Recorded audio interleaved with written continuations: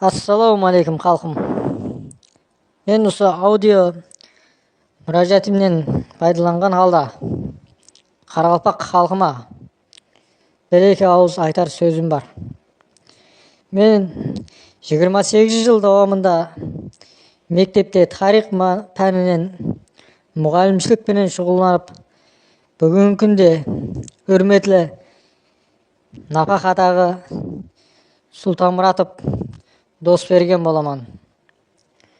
Мен осы сөзімнен пайдаланып айтарым, қазіргі күнде интернетте тарқап атырған Аман Сағидуллаев ісімлі келіп шығуы қарызөкше болған біздің районнан. Адам кімсе өзінің жалғаннан алға Қарақалпақстан атлы демократиялық партия деп атап атырған жалғаннан партиясын интернетте дүзіп, адамларды алдап, Қарақалпақ халқын алдап, Қарақалпақ жастарын алдап, әртүрлі жала сөздерді айтып, үкімет басшыларымызға қарата, Өзбекстан Республикасына қарата, Өзбекстан Республикасының туры алып барылып атырған саясатына қарата, оның абырайын түсіруге әрекет қылып атырған бозғыншы пікірлерін айтуын кейінгі уақытларда жүдә көбейтіп жіберді. Ол инсанды инсан деп айтудың өзі де менімше туры келмесе керек. Себебі ол өзінің туылып өскен жері Қарақалпақ елін миллетлердің арасында қарама-қарсылықты күшейтіп, алауыздықты күшейтіп, кейін бұл елде Қарақалпақ топырағында Украинадағыдай, Сириядағыдай шоқым адамдарды өлтіру, ұрыс жәнжіл алатларын келтіріп шығуды мақсат қылып қойған. Менің ойым, бұл Аман Сағидуллаев ісімлі кімсе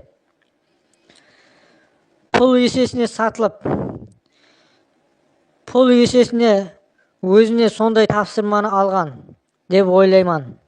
Бұл тапсырма мәнісі Қарақалпақ елінде бозғыншылықты, алауыздықты пайда етіп, ұрыс халатын келіп шығарып, топалаң халатын келіп шығарып, бұл жерде өздерінің құрал-жарақ саудасын, наркотик саудасын, һәм басқа да адам саудасын, жинаятларын алып бару мақсатында, өздерінің қисық пәс мақсатларын алып бару мақсатында істеп атырыпты деп ойлайман.